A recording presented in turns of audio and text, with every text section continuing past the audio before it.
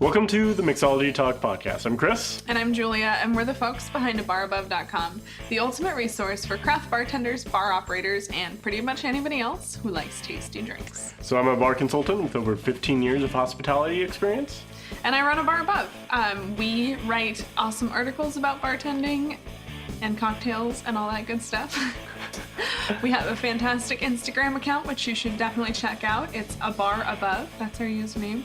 And we also have a bar tool company. We do? I do run our bar tool company called Top Shelf Bar Supply. And right now you can find all our tools on Amazon. So that's all the stuff I do. Yep. And I drink the cocktails that he makes. Yep. Yeah. This week's BevSpot Pro Tip is all about management.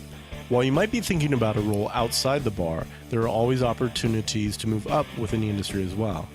If you're looking at a role in management, the best thing you can do is start to familiarize yourself with management tasks. Ask your boss if you can take on any management responsibilities like inventory, creating the schedule, or creating par sheets. It shows initiative and gives you the valuable skills that will help you get hired when you're ready to move up. If you're curious to learn more about the kinds of skills you'll need as a manager, or if you're a manager already and you're looking to further grow your own skills, head on over to bevspot.com/management for their free and pretty comprehensive guide to managing bar and restaurant staff.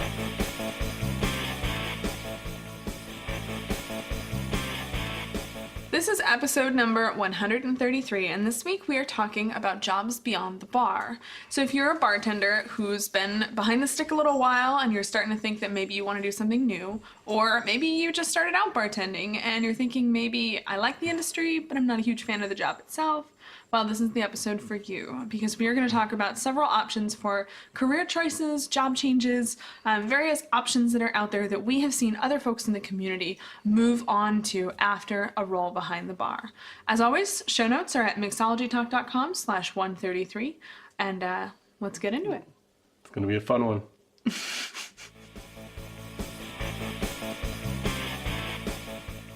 So I'm cheating a little bit here because this first suggestion is kind of still bartending, but it's not bartending behind a traditional bar. This is something that I've seen a lot of bartenders show a lot of interest in recently and frankly have a lot of success with, and that is private event bartending.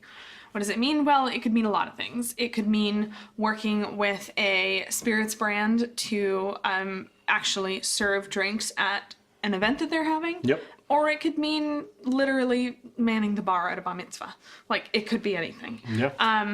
I think there's a lot of benefits that come with this role. It offers a lot of flexibility. It really lets you sort of own your own schedule, for better or worse, I suppose. But I think the key here is that it really is a much more flexible role. Mm-hmm. You get to decide what your day is going to look like. So, key pros are choose your own schedule. I think you make more money per hour. Yeah, you have the possibility of making a lot more money per hour. Obviously, the responsibility that comes along with that. But yeah, typically I make more money private event bartending than I do behind a bar most days. Per hour. Be careful with that. Right, exactly. Because you're certainly not working as many hours either. I think the other thing is, again, if you enjoy bartending, but the traditional bar environment's not working for you, this is a great way to go. You still get to bartend. Right, and this is one of those roles that kind of naturally happens when you're behind a bar often. Our regulars come in, they're like, hey, we're hosting this party, I'm getting married, or, whatever it is. Yeah. I love the cocktails you create. I love hanging out with you. You got a cool energy. What do you think about attending my event?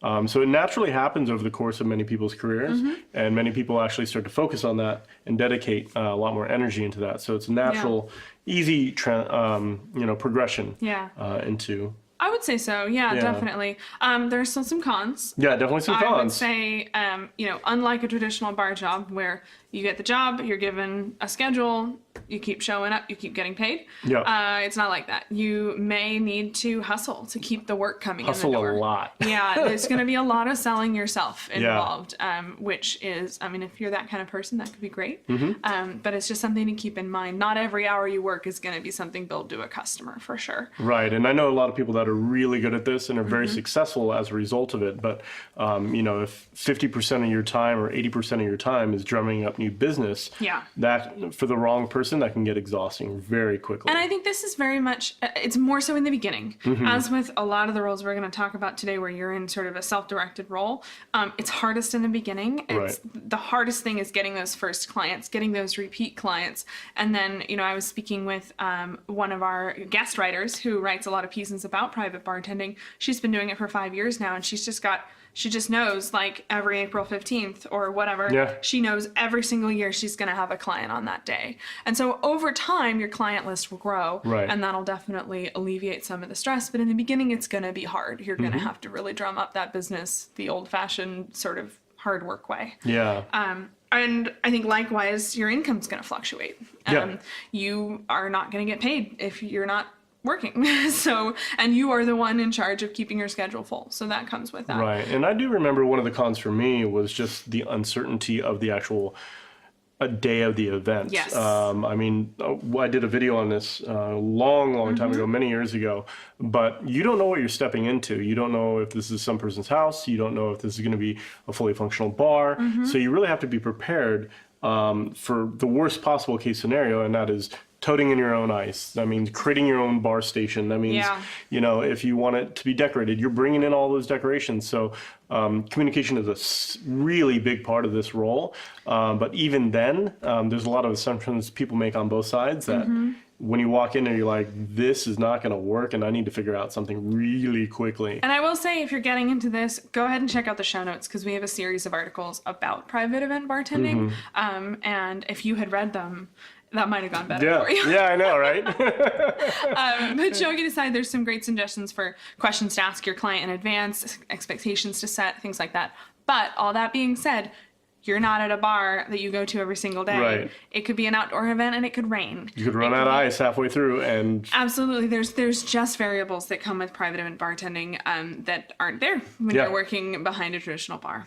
And last but not least, if you're looking for a role that's going to give you back your Friday nights and your Saturday nights, this is not it.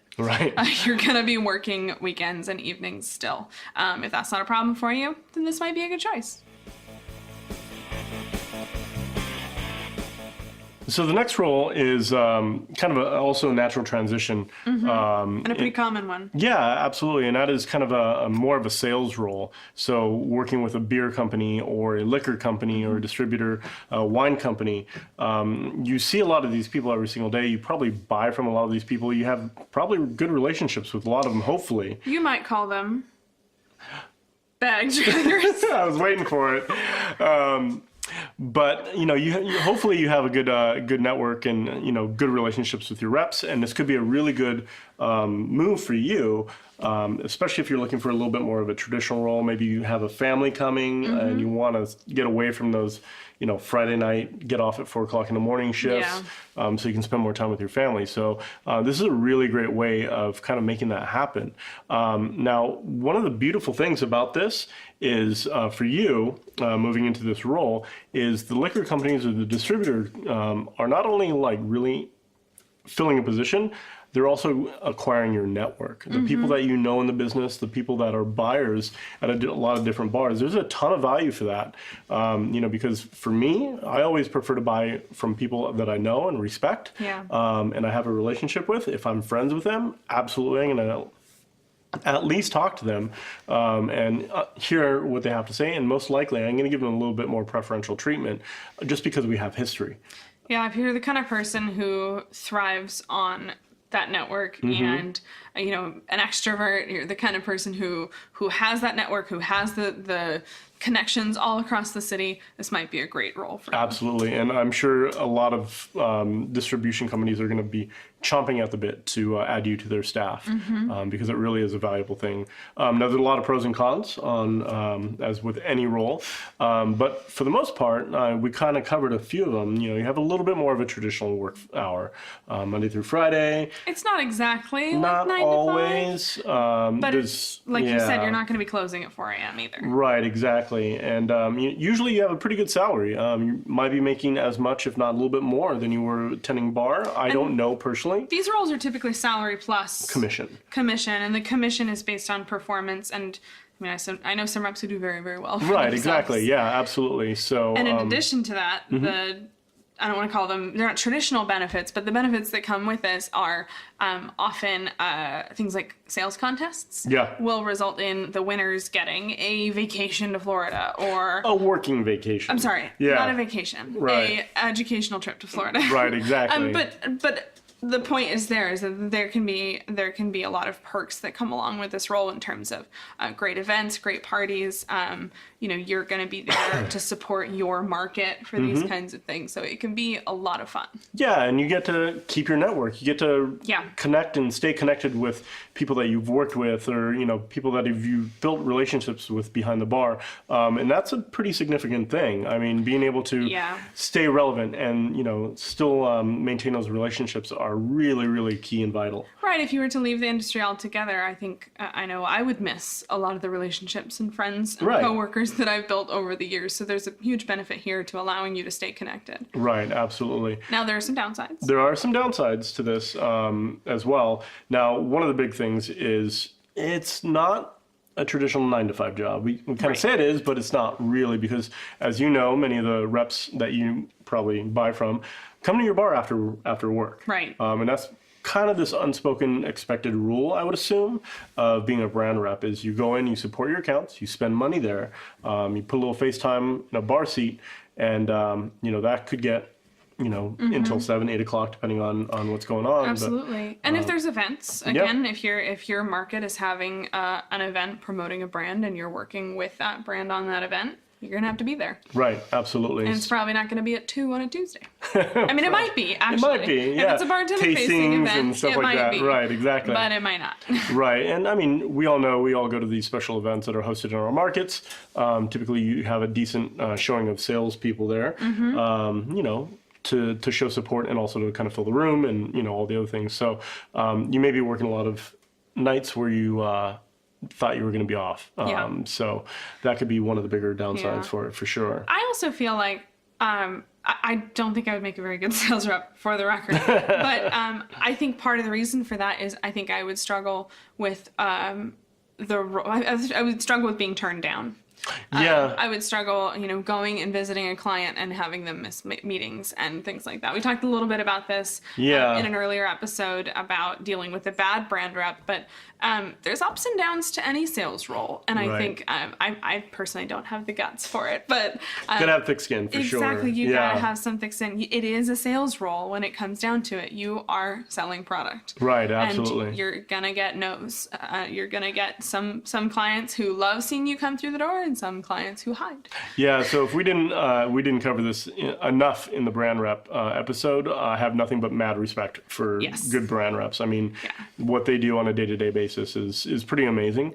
So show some love to your brand reps, get to know them, and they do a good job. Yeah, definitely. You got to be everywhere at once. Like we talked about in that episode, you might have, I don't know, dozens of clients in a given city that you're expected to visit on a given day. Right. There's a lot of travel. There's probably a whole lot of, depending what your market is like, a lot of driving, a lot of paying for parking, a lot of dragging a bag around. Full of booze. I mean, that gets tiring on your back and exhausting, and, finding parking in the city if you're there. It's just, there's a lot of logistics stuff behind that. But I remember talking to a brand rep for kind of a smaller brand, for a smaller distributor, with some really cool products. Like, his portfolio was amazing. I'd buy everything in his portfolio if it wasn't too expensive. But his territory was literally Monterey to Sacramento. Which, for context, is what?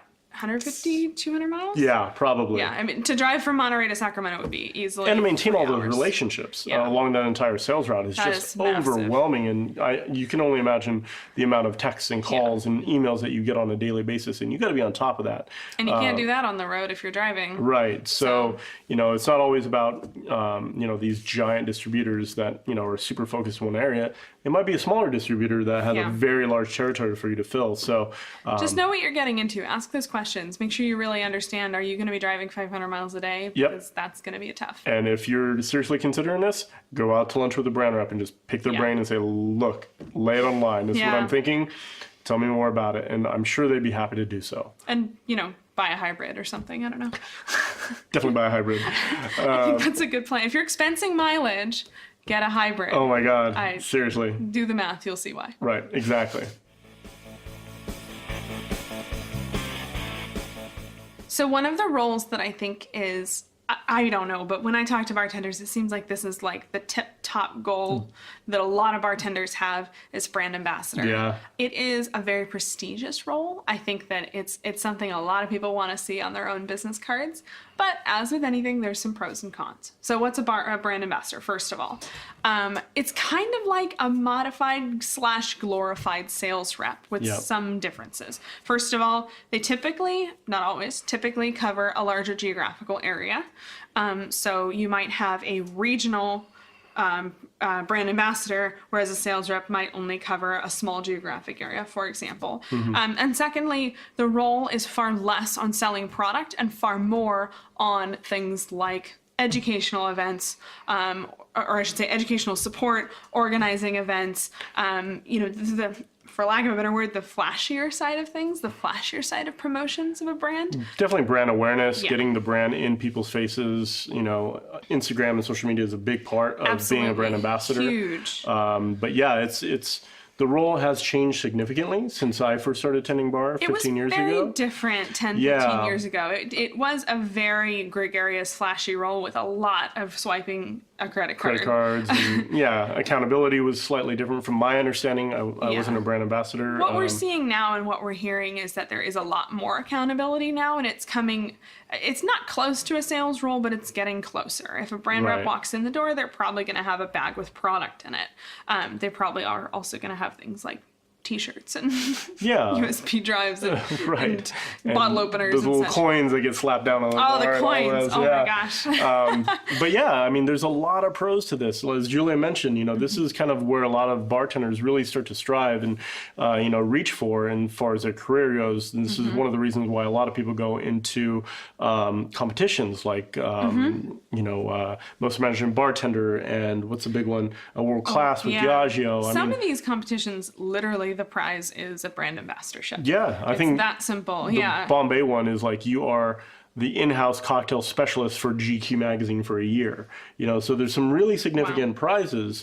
But this is also like I said, one of the pathways to becoming a recognized brand ambassador is going through these competitions and getting to know people and building your network and stuff like that. The key here is it really is that sort of gregarious, outgoing lifestyle and networking. And social media. You cannot be a brand ambassador without the social media side of things nowadays. That's just the way it is. Right, absolutely. You are expected to have 1,000 Facebook friends and to talk to them. Right. You are expected to know somebody in every town. Now, I'm exaggerating a little bit because it depends on the size of your market, but not necessarily. You're probably going to be going to a lot of cocktail events. You're probably going to go to the Tales of the Cocktail. You're probably going to go to whatever regional conferences happen in your area, and you're probably going to be at the booth. Right. You're going to be the host of a lot of these events too. Exactly. I mean, you're on, and we'll talk about some of the pros and cons here in a second. I think we've touched on quite a few of the pros. I mean, if this is your kind of lifestyle, does it get any better? I mean, I think you may have access to a company credit card, and you're the host of the party. Yeah, I mean, this is, honestly, I really considered going down this path a long time ago. I don't think I have the gregariousness or the outgoing personality enough to do this kind of thing. I think you got to be a certain kind of person. I'm kind of shy and a little bit introverted for anybody that's... in case you can't tell. And a little bit weird in public, I'm not going to lie. You're a little weird all the time. But this is like a super high profile. I mean, this is as close to a James Bond lifestyle as you could probably... For the global brand reps. Right, global there brand are reps. Regional brand reps who obviously don't have quite the crazy lifestyle, but it's a spectrum. Right. So I think all of that being the pros of it, I think the cons are actually some of the same things, like the crazy lifestyle. Yeah. The hours. I mean, if you are traveling to Tales of the Cocktail, you're not going to be with your family that week. Right. There's going to be a lot of travel, and there's likely to be a lot of travel involved. Again, it depends on your market, depends on your role. There's going to be late nights. I don't know any brand ambassadors who go to bed at 10. Yeah, well, you may have from time to time, but I mean, one of the big things about this role, and I think we talked about this on the Trevor Schneider interview, which we'll link to the show notes on. He's a brand ambassador for Reyka Vodka. He's a great example of sort of today's brand ambassador. I think he got nominated. Yeah, he did. For Brand Ambassador of the Year of this last. And rightfully so. Yeah, he that does was a great episode job. number 125, I think. Yeah. But like you said, check him out. We'll have a link in the show notes, which is mixologytalk.com/133. Yeah, and I mean, he mentioned one of the things is like you're always on. You're living a brand lifestyle. Like you're constantly representing this brand. You're on your phone all the time. You're multitasking like a mad person. You don't get a day off. You I don't. mean, even if you have a day off, Right. you still represent that brand on that day off. Right, exactly. So if you walk into a Starbucks and yell at the barista, somebody might take a picture and tag you. So we've talked a lot about the benefits of being a brand ambassador, but a lot of the sort of downsides are kind of the same things. Things like you're going to be traveling a lot. The lifestyle can be kind of crazy. Yep. You're not going to be, I don't know any brand ambassadors who go to bed at 10. Yeah. Most nights probably not. Then again, I don't know many bartenders who go to bed at 10, so it's probably not going to be a problem. But keep in mind the lifestyle. It's so much more than a job. In a lot of ways, you are going to be traveling. You are going to be expected to go to events. But in addition to that, like you might have days off where you're not working, but you still represent your brand. Yeah, this is something we talked about with our Trevor Schneider interview. I think it was podcast Mixology. I think it was 125. 125. Yeah. We'll link to it in the show notes. Yeah, but fantastic brand ambassador. He really does embody kind of what is a modern day brand ambassador. Yeah. I think he's a brand ambassador, or he is the brand ambassador for Reyka Vodka, and I think he was just nominated this year, 2018, for Brand Ambassador of the Year. Yeah, it tails. Because he does a great job. He really does. But one of the things that he mentioned is you live the brand lifestyle. You are constantly on.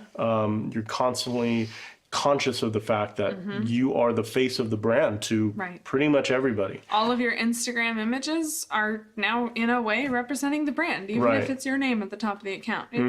It really is sort of, it takes over your life in a lot of ways. Right, absolutely. And for the right person, that probably sounds like Sounds a moot awesome. point, right? But this could be something that you really want to consider. Once again, like with a sales rep, if this is something you're really considering and you have the opportunity to step into this role, which is a really hard role to come by, then maybe you want to reach out to a brand ambassador and talk to them about, some of the benefits and drawbacks of their job.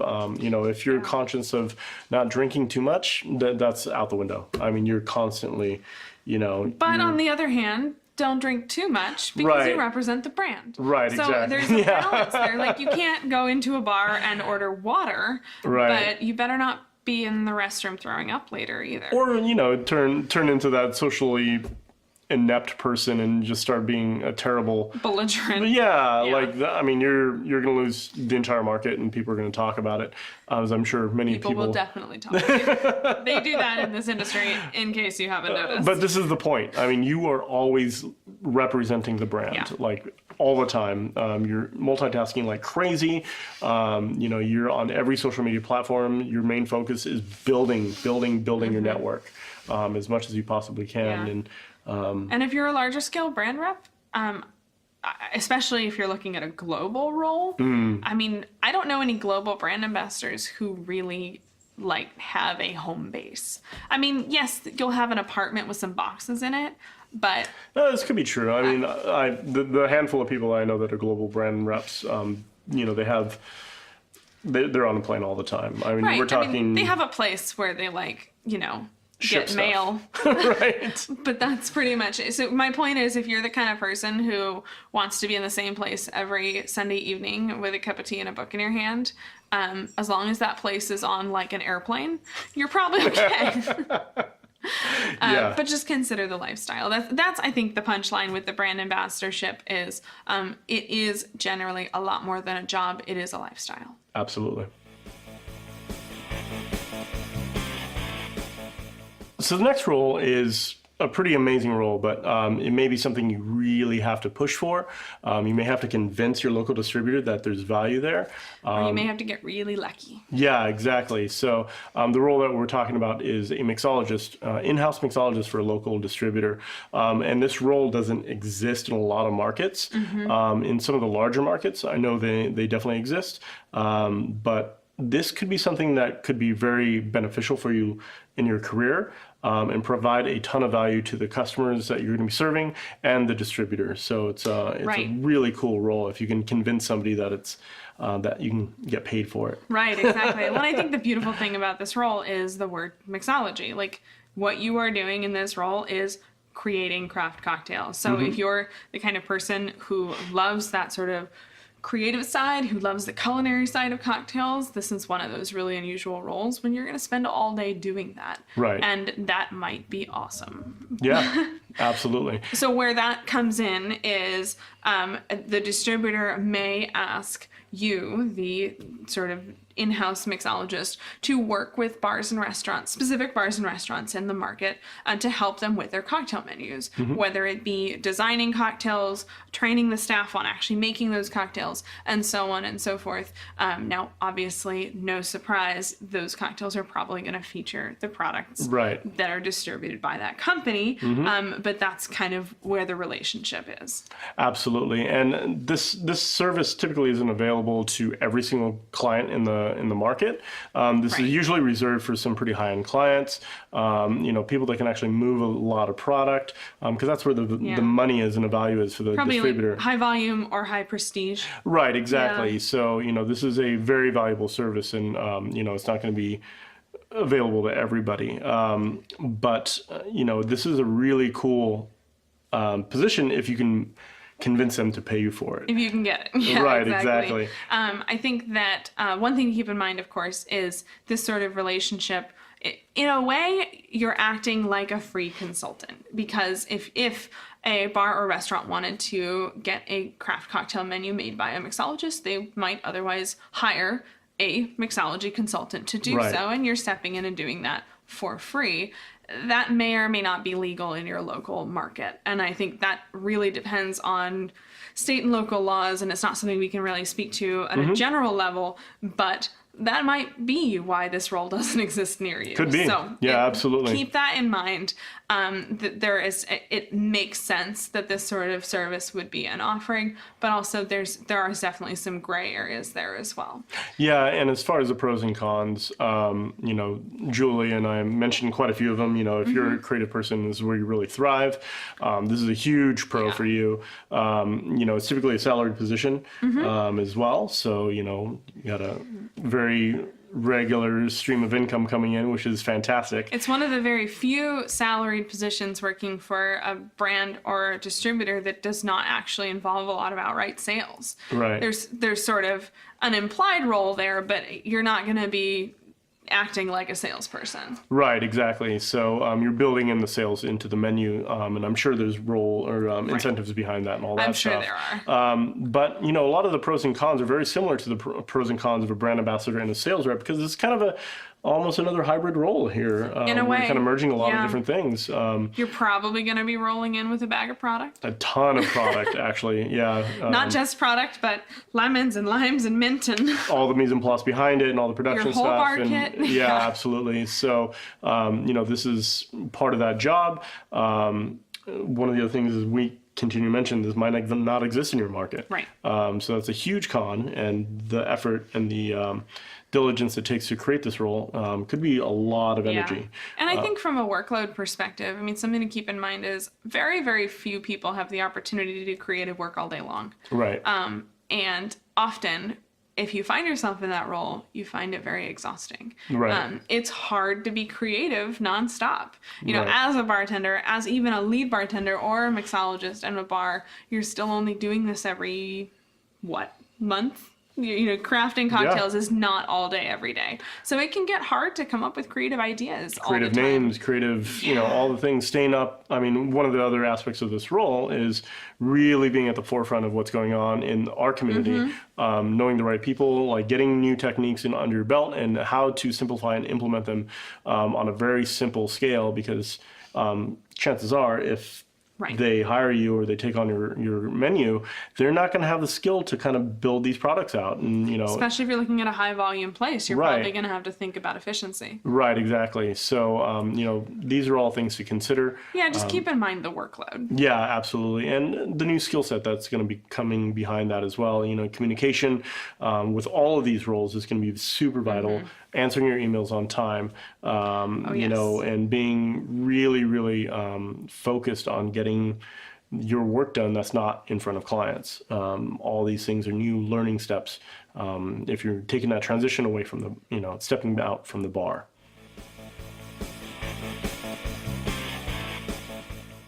Next up is something you have probably already thought of, because I think every bartender I've ever met has mentioned they want to do this someday.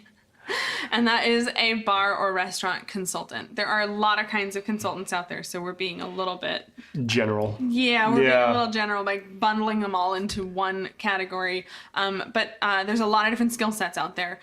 You can be the kind of consultant who helps with new restaurant openings. You can help with your basic process establishment, your staff training, your menu development, like we talked about a minute ago. You can talk about for larger bars or multi-site bars, you can start talking about things like process improvements for greater efficiency and things like that. And then there's also specialty consultants that do very specific roles around particular products or especially software, things like that.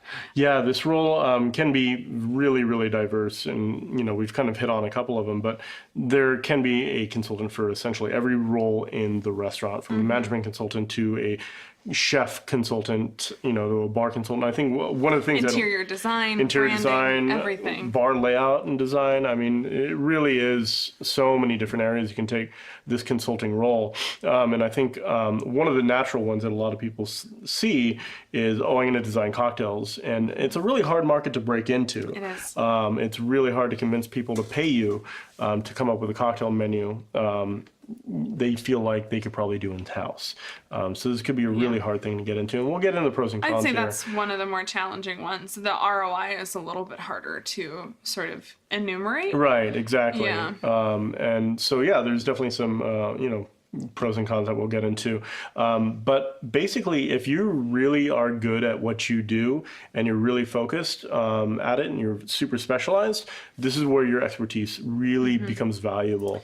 Especially if what it is that you do, for example, management process improvement or mixology or whatever it is, if it's something that you have actually done well in a lot of different bars as a bartender or as a staff member, that's a great sign that you might be able to actually take this on the road. Yeah, absolutely. And with these types of roles, with process improvement and financials, especially with financial work or, kind of optimizing systems, there should be an ROI. You should be able to speak to this. You say, okay, if I do this work, you will see a net benefit of, a 3% increase in your bottom line or something like that. So your margins should decrease by, or increase by, Exactly. So, when you fill in those roles, you have to be able to back that up with data.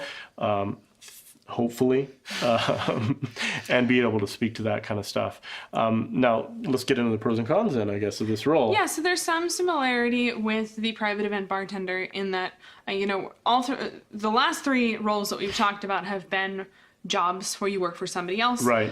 Like a private event bartender, this is a job where you typically work for yourself. Now, there's certainly large consulting companies out there, so there are exceptions to this rule, but for the most part, most bar consultants that I know are one-man shows, one or two people at the most. And so the pros that come with that is you own your own business, you set your own schedule. I think that in a lot of ways this can be more interesting work than if you work as a role in a bar, you're going to spend a lot of your time doing what may be less interesting, but a consultant really gets to focus on whatever it is that's your forte. Right, so you absolutely. may enjoy that. Yeah, and it's a vital role. I think it's a lot it's got a bad name a lot of the times, but I think a person that does it correctly and really gives a return on investment for their work, it is absolutely vital, and it can help so many different businesses out there. And it's something I really, really love about consulting is, walking away and the place is running a lot better than when you came in there. Yeah. And financially is a lot more sound too. I think there's definitely some fulfillment that can come with being a consultant. To your point, though, it's a little bit of a double-edged sword. On the one hand, it's a prestigious role. I think being a bar consultant in a non-hospitality setting, your average person can be like, oh, you're a consultant, that's nice. Whereas if you say you're a bartender, they're probably going to ask what you want to do for a living. Right. But on the other hand, in the industry, I think there are a lot of people that have a little bit of a negative connotation with the term bar consultant for whatever reason. And I think we did a podcast episode about this. I'll throw that in the show notes too. I don't remember the number, but my point is that it is what you make of it. Yeah. If you are really good at what you do, if you help people run their bars and restaurants better in whatever way that you are an expert in, I think this could be a really fulfilling role that could also be quite lucrative. Absolutely. Now, there are some cons to this as well, and I think we've talked about this a little bit in a previous podcast, but we'll definitely kind of do an overview. First of all, the money can be super irregular. You know, if you don't have clients lined up back to back to back to back, you need to fill that time and that with money. You need to make more money. Again, you're not just showing up for a shift week over a week. So your income might be quite irregular. And on that note, you're selling yourself. Again, all the time. like the sales part of the role, I cannot emphasize enough, especially in the beginning. It is so hard to get that first client. You are going to be hitting the pavement. Right. And there's going to be, frankly, a lot of discouraging moments. Yeah. If you can get past that, it can be great. But again, this is not an easy role. Like, you have to earn it. Right. You're going to have to earn every sale, especially in the beginning. And the result can be a very, very varied income situation. Yeah, absolutely.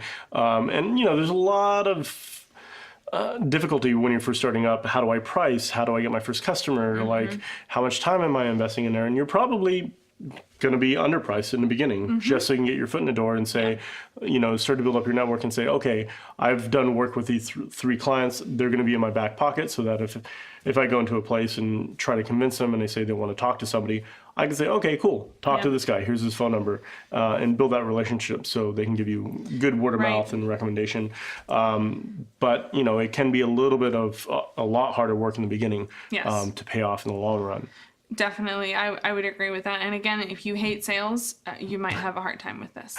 Right. Because that's never going to go away. Right. Certainly you'll get some repeat clients, and you'll certainly get some word of mouth and testimonials and all that as you start to build out your practice.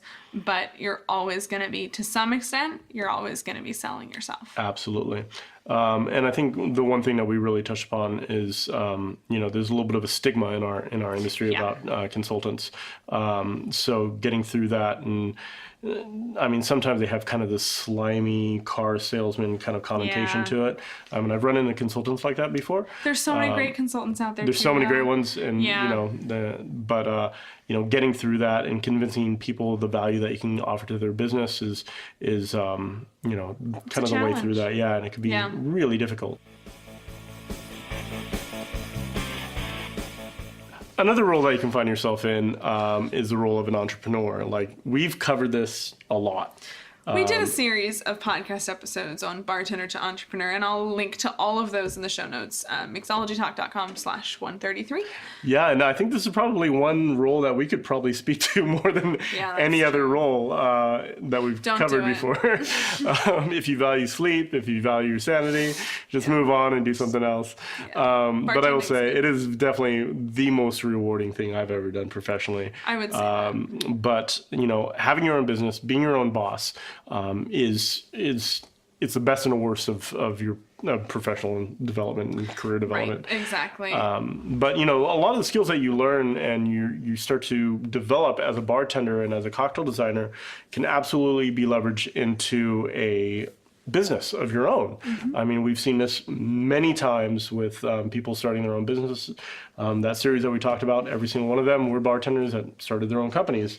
Yeah, and companies like everything from, a consultant to somebody who started a juice company, a syrup company. Right. There's a huge gamut of different things, different companies that people have started. Yeah. Leapfrogging from that initial bartender role. The sky is the limit, really. Yeah, and I think my takeaway from a lot of those interviews, there were quite a few of them actually, but when a bartender designs a product for a bar, it's so much more focused and a better product than if somebody were to come up with it outside the bar, because they don't understand how this product's going to be used. If we're talking about a liquid product that's going to get incorporated, or even bar tools, like what we've done with bar tools.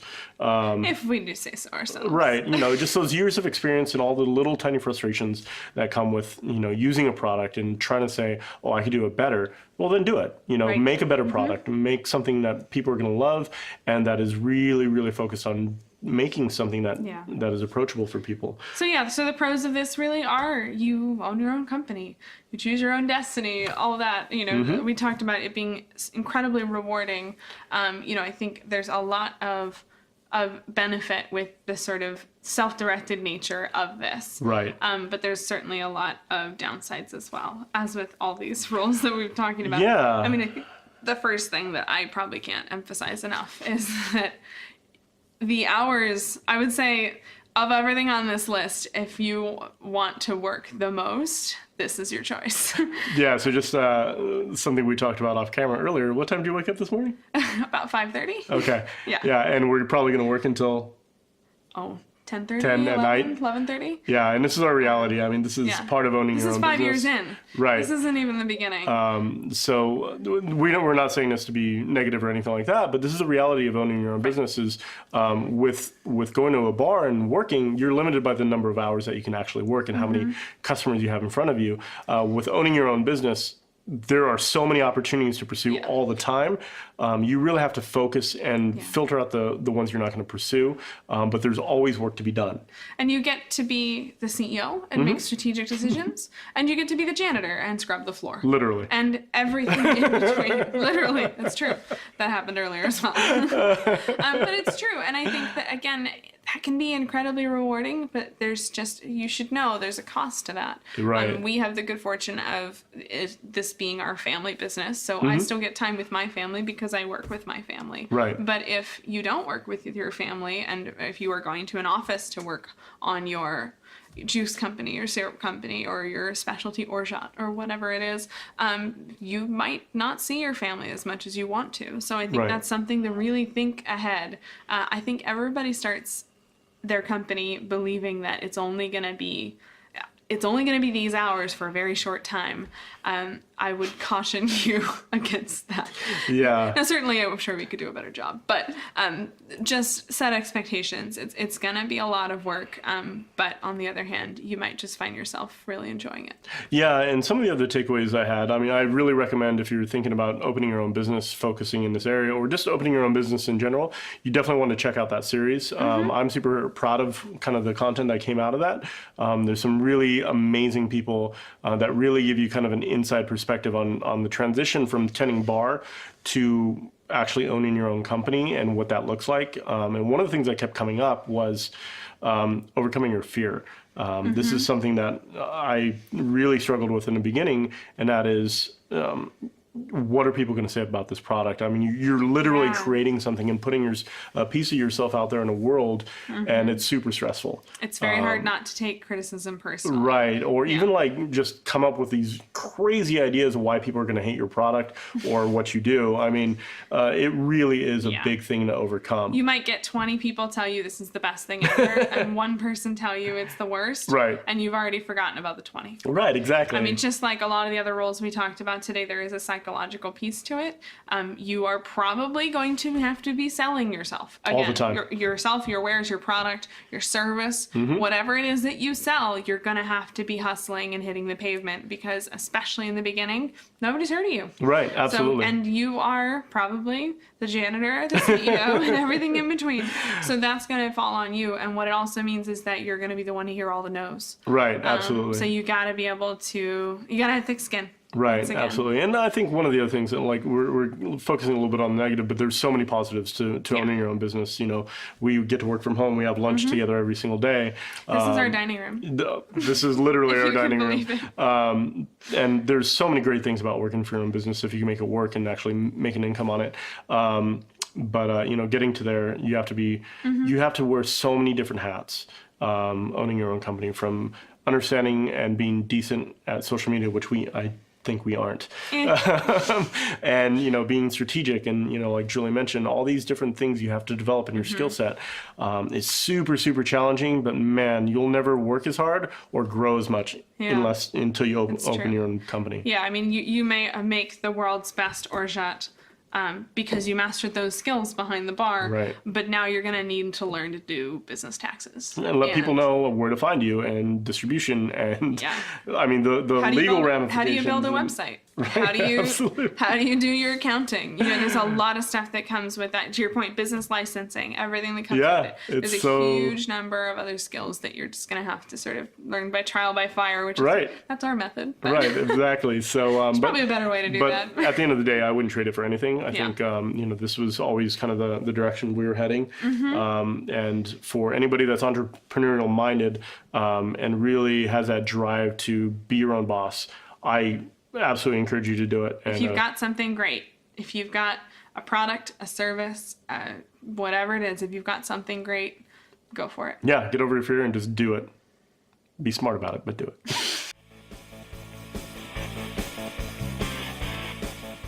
Last but not least is, for lack of a better word, a software specialist or consultant or something like that. As you look at your bar role and you think about all the tools that you have used from a software perspective, you might be surprised to realize how many there are. How many different POS systems have you used? Do you use an inventory management system? Do you use any sort of number crunching system? All of these have companies behind them, and companies that need staff, that need people to go out into other restaurants and train them, that need people to answer the phone when somebody has a question on how do I add an item or something like that. And this is another direction that I don't actually hear a lot of bartenders talking about, but I think there really is a tremendous amount of opportunity here, especially because in the last, I would say 5 years, but I want to say 2 years, there has been an explosion of software solutions out there. Apps, softwares, POSs, metric softwares. Oh my gosh, there's so many of these companies. Stinking millennials, man. Oh man. All these darn tech people. These companies are appearing and they are growing, and they're growing fast. And so this, I think, if you like this sort of thing, this might be a great role for you to look into. If there's a piece of software you know like the back of your hand, reach out to the company and see if they may be hiring. This could be something that would work well for you. Yeah, and the value that you're really providing is your years of experience getting your hands dirty on this piece of software. I mean, there's nothing that's really going to replace that kind of experience and expertise, especially when we talk about POS systems and building logical data structures around a POS. I mean, it can really make a difference on the ability for a business to pull numbers, and useful numbers for metrics and stuff like that. But, you know, you have used this piece of software for years. You know, there's a lot of examples that Julia talked about, but if you're like the ninja at getting this piece of software done and you've gone through all the trouble of learning it, and you've set it up in 3 restaurants. Right, exactly. Then you are a specialist. I mean, you are bringing a ton of value with you when you approach this company because you just know this piece of software so well. And their other staff members may not have the experience of being 3 deep in the weeds and the system freezes. Right. You know, I mean, it's not a great experience, but it's a good one. It's a useful one. Very useful one. And you really know when you speak to a customer on their behalf and that customer hears in your voice that you've been there. Yep. That matters. And I mean, it means you're a really valuable part of that team. Yeah, and I think there's a disconnect. There can be a disconnect from the development side or tech support side versus real life. I mean, when you start, it happens so many times when you go into a bar and you start talking, you're like, you're a bartender or you're in the industry. I know that because of the way you talk. There's little tiny cues that we can drop and really start to build connections, like without actually saying I've been in your shoes. I've done this for a long time. You get that vibe, you get that sense, and that is super, super valuable for a company just to be able to kind of strip away all those barriers and say, okay, I know what you're doing. I've been there before. This is how you solve it. Yeah. So this is a really kind of a specialized role that you may have to make for yourself, or really pay attention to see if this role comes up. Right. But it's super valuable. Call them up. Go have coffee. Yeah. Get your name on their radar, and when they are looking for somebody, they'll think of you. Right, absolutely. So standard pros on this one. This is probably the only truly Monday through Friday 9 to 5 job. Yeah. On this list. And it may not be 100% Monday through Friday 9 to 5. Yeah. But it's probably the most of anything that we have suggested. So if you're into that sort of thing, you got a couple munchkins at home and you actually want to see them every night at 5:30, this might be a direction that's worth looking into. And similarly, it's typically a salaried or at least an hourly position with consistent hours. Right. So you're looking at a pretty consistent income. Absolutely. The downsides, it is probably one of the lower incomes of the thing on this list. It really depends, I would say. Yeah. If you are somebody sitting in a call center answering questions about software, you're probably going to be on the lower side of the pay scale. If you're an implementation consultant who swoops into a multi-site operation and help them install a new piece of software, you might be doing pretty well for yourself. Right. So there's definitely a spectrum there. Another con that I really want to highlight here is if your role is a desk job, you might go crazy. I did.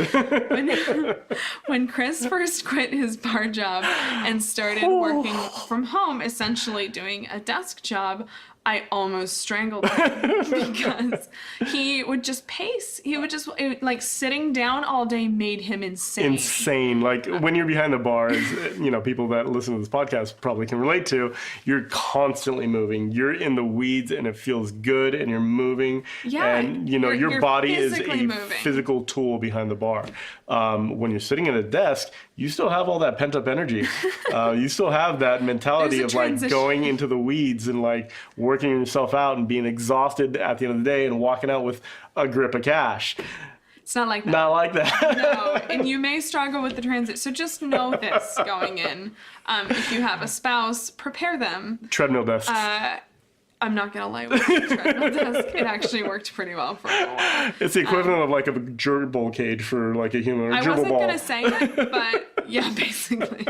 But it's true. You're used to being on your feet. You're used to being super active, physically active, and your body is used to that. Your muscles are used to that. Your metabolism is used to that. Yep. Go watch some of our early videos. No, I was super thin. Yeah. No, I burned it off as fast as I get it. But seriously, your body is used to it in so many ways, and making that transition mentally, physically, it can be really challenging. You're probably gonna have to start going to the gym. Yep. You're gonna find a way to make it more gradual. Otherwise, I remember you had trouble sleeping. Oh, the transition was really, really hard for me. He'd be up all night because those were the hours he was used to. Right, and and I think for us, especially as a bartender, you're in front of people all day long. When I work from home, there wasn't a lot of people. Yeah, so I was like, "Hey, Julia, let's talk," and she's like, "I'm working." But just keep in mind that going from an active behind the bar bartending role to any desk job, there's going to be a transition there. And it might make the people around you crazy. Insane. might make yourself insane. Yeah. But again, there's a lot of benefits to this kind of role. I think that it's going to be a growing role in the industry. I think we're going to see a lot more of this. So if this is something that interests you, if you're the kind of person who like dealing with the POS makes you want to pull your hair out and jump off a cliff, this probably isn't the right direction for you. But if you're the kind of person who enjoys making it work, setting it up, and like finding a way to get the software working correctly, and you get that sense of thrill when it's done right, this might just be right up your alley.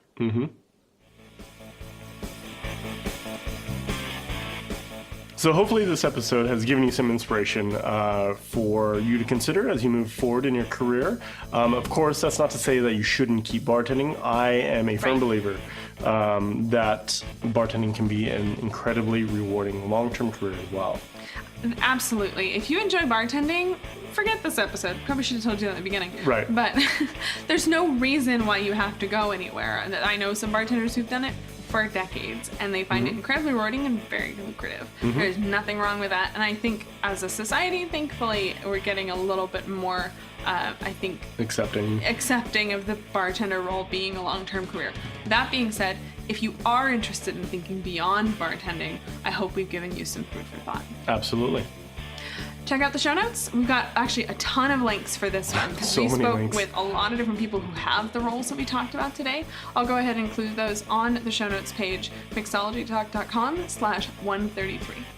Yeah, and before I forget, we also started a Facebook group. We did. Actually, we're filming this, probably well in advance of when it's going to air, but we just launched the Facebook group yesterday, and I think there's already almost 100 people in there, which, again, that's only 24 hours. So by the time you watch this, there's probably a whole lot more than that. Go ahead and join us. We would absolutely love to have you. It's open for anybody in the industry. Really, we're just looking to to offer a place where you can have support for what you're working on. You can nerd out on cocktail recipes, ingredients, that sort of thing. We're going to have brag posts. One of these days, we're going to do a contest for who has the highest Fitbit score. Oh, yeah. I'm super excited about that one. There's no way I'm going to win, that's for sure. No way. How do I only have 4? You're literally still in doubt. Right. But there's going to be all kinds of good stuff there. We're just getting started. Go ahead and join us. There's a direct link if you go to abarabove.com/group. We'll put the link in the video. Hopefully you can see it around here somewhere-ish. Hopefully. If our editor forgets to put it in, that's going to look really weird. But, do join us. We would absolutely love to have you, and we will hopefully see you there. Absolutely. So until then, cheers. Cheers, everyone. World's Okayest Podcast. So we've talked a lot. Blah blah blah blah. What are we doing now?